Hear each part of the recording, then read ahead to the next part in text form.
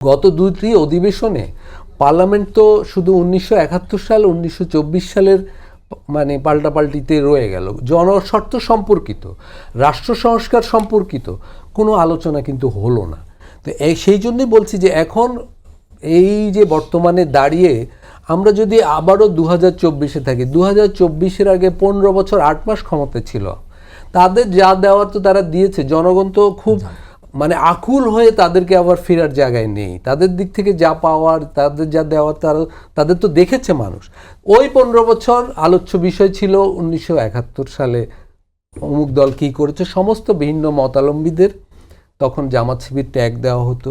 রাষ্ট্র সংস্কারের কিছুই হয় নাই। মার্কেট সিন্ডিকেটে জনগণ মানে হাবুডুবু খাচ্ছিল সবসময়। এবং আমার শ্রদ্ধাভাজন সহ আলোচক বললেন যে 24-এ ছাত্ররা রাজনৈতিক দলগুলোর সেই এক দফা আন্দোলনকে সামনে নিয়ে এসেছিল। আমি ভিন্নমত পোষণ করছি। রাজনৈতিক দলগুলোর সমস্ত ব্যর্থতাকে এড়িয়ে জনগণ সেই রাজনৈতিক দলগুলোর ডাকে সাড়া দেয়নি বলেই তো ছাত্র আন্দোলনের জন্ম হয়েছিল। এবং ছাত্রদের উপর আস্থা রেখে বিভিন্ন পেশাজীবী, শ্রমজীবীরা, দোকানদাররা সামিল হয়েছিল। এবং শহীদদের তালিকায় দেখুন সবচেয়ে বেশি কে?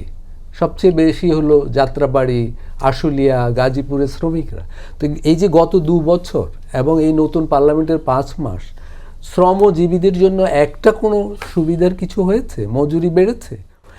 এর মাঝে যে যুক্তরাষ্ট্রের কাছে দাসখত দিয়ে আমরা একটা চুক্তি করলাম, গত পার্লামেন্টে সরকারি দল, বিরোধী দল কেউ কি একটা প্রশ্নটা উত্থাপন করেছে যে এটা সংশোধন হওয়া দরকার কি দরকার না?